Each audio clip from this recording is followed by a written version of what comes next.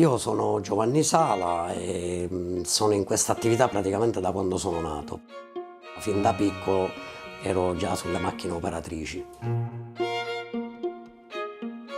Nel 93 ho aperto l'attività a nome mio e nel frattempo mi sono sposato, sono diventato padre di 3 figlie e successivamente alla nascita dell'ultima figlia mi venne un amico con il quale avevo suddiviso la mia adolescenza e col quale avevamo tanti amici in comune e mi venne a dire che doveva aiutare alcuni amici suoi.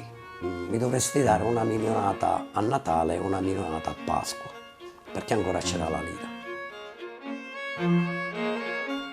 Una volta che mi disse una milionata a Natale e una milionata a Pasqua, io capii bene che non era una richiesta, diciamo così, una tantum per un bisogno momentaneo, ma era qualcos'altro.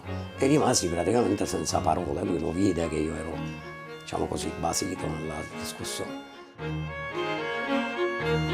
Mi sono sentito nelle condizioni, non tanto per la mia vita, ma quanto per il futuro della mia famiglia, diciamo, in una forma di dover sottostare a questa richiesta, che pizzo era, perché di questo si tratta, non è che possiamo chiamarlo in un altro modo. E per tanti anni pagai. Nel frattempo io ho fatto un pochettino di mente locale perché non mi andava di pagare il pizzo, ma a un certo punto questa cosa dentro di me era quasi diventata un'abitudine.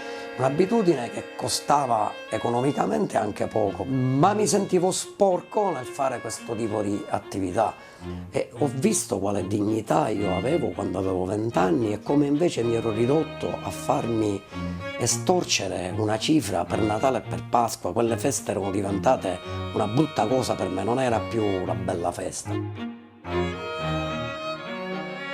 un certo punto ho cominciato a cercare di capire come potevo fare a svincolarmi da questa situazione.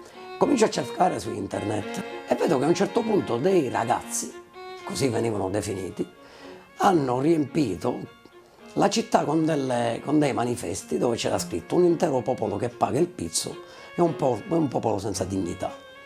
Ebbene, io facevo parte di quel popolo, quindi anche io dovevo sentirmi senza dignità. Addio Pizzo mi ha fatto scoprire che ci sono anche delle leggi e c'è tutta una normativa che è a sostegno dell'imprenditore che va a fare la denunzia. A quel punto tu non hai alcun tipo diciamo così, di freno inibitore, perché se non lo fai, cioè se non lo fai adesso, veramente vuol dire che stai dall'altra parte. Io già da piccolo manovravo le macchine movimento terra, scavatori e quant'altro, quindi cominciarono a chiamarmi Cocci Brillante. Il brillante non brilla mai di luce propria. Il brillante brilla di luce riflessa, quindi io se sono capace a brillare è perché la gente mi illumina. Senza l'apporto degli altri non sarei assolutamente nulla. In questo caso, se mi permettete, vorrei dire che brillo di luce di Addio Pizzo.